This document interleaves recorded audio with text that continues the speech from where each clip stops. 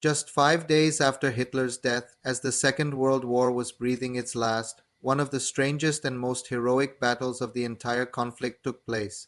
This is the story of the battle for Itter Castle, where American soldiers and German Wehrmacht troops fought side by side against the SS. Our story begins in a fairy tale castle perched on a hill in the Austrian Tyrol. Itter Castle wasn't a military stronghold, but a high security prison for some of France's most prominent political figures. Former prime ministers, high ranking generals, even a tennis star and a trade union leader, they were all held here as valuable hostages by the Third Reich. These weren't just any prisoners. They were the who's who of pre war France, and their lives were in grave danger. As the Allied forces closed in from the west and the Soviets from the east, the German chain of command began to crumble. The guards at Itter Castle, a mix of regular Wehrmacht soldiers and hardened SS men, grew increasingly erratic. The commandant of the prison, Sebastian Wimmer, fled his post, and the remaining SS guards were brutal and unpredictable. The French prisoners knew that as the Reich collapsed, they were more likely to be executed than liberated. Their only hope was to get a message out.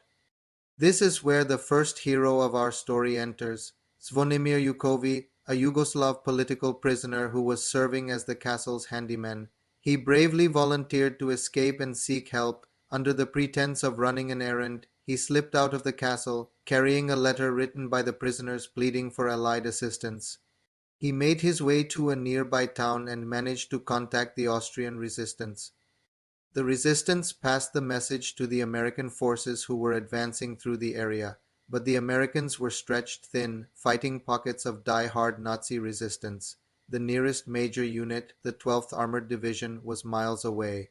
The task fell to a small reconnaissance unit of the 23rd Tank Battalion, led by Captain John C. Jack Lee. J.R.B. Lee was a bold and unconventional officer. When he heard about the high-value prisoners, he knew he had to act, even if it meant disobeying orders to wait for reinforcements. He gathered a small force of men and 2 Sherman tanks and prepared to head for the castle. But Lee wasn't the only one heading to Itter. Back at the castle, things were getting desperate. The SS had not abandoned the area as hoped. In fact, they were preparing to assault the castle and execute everyone inside. The remaining German soldiers at the castle were not SS fanatics. They were regular army soldiers, part of the Wehrmacht, and they were led by a remarkable man, Major Joseph Sepp Gangl. Major Gangl was a decorated German officer who had grown disillusioned with the Nazi regime. He had already established contact with the local Austrian resistance and was actively working against the SS. When he heard about the plight of the French prisoners and the approaching SS, he knew he couldn't stand by. He made a fateful decision to defy his own side and defend the castle alongside the Americans. And so the stage was set for one of history's most improbable alliances. Captain Lee and his small American force arrived at the castle, not knowing what to expect. They found Major Gangl and about a dozen of his German soldiers ready to fight. Can you imagine that scene? American GIs and German Wehrmacht soldiers, who had been mortal enemies just days before, shaking hands and planning a defense together. The French prisoners, initially suspicious, quickly realized this was their only chance for survival. The combined force was ridiculously small. Captain Lee had just 14 American soldiers, his tank Besotten Anne, Major Gangl's 10 Germans, and the prisoners themselves, some of whom were former military men who were eager to join the fight. They armed themselves with whatever they could find in the castle's weapons cache. Facing them was a determined force of over 150 Waffen-SS soldiers, armed with machine guns, mortars, and a powerful 88mm anti-aircraft gun used as artillery. The odds were overwhelmingly against them. The battle began on the morning of May 5, 1945. The SS launched a relentless assault. The defenders, positioned on the castle walls and at the main gate, fought back with incredible courage. The single Sherman tank, Besotten Anne, provided crucial fire support until it was knocked out by the German 88. Inside the castle, it was chaos. Bullets ricocheted off the ancient stone walls. The French prisoners, including former Prime Minister Paul Reynaud and General Maurice Gamelin, grabbed rifles and joined the defense. Duard Daladier, another former Prime Minister, was seen firing a machine gun from the ramparts. The tennis star Jean Baratra, known for his agility, vaulted over a wall and ran through enemy fire on a desperate mission to find reinforcements. The fighting was intense and personal. The defenders were outnumbered more than 10 to 1.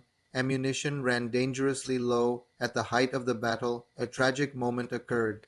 Major Gangl, the German officer who had bravely chosen to defend the prisoners, was struck and killed by a sniper's bullet while trying to move a former prime minister out of harm's way. He died a hero, fighting for a cause of justice against the very tyranny he once served.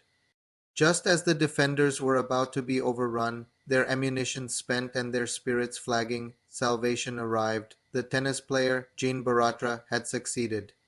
His mad dash had reached the American 142nd Infantry Regiment.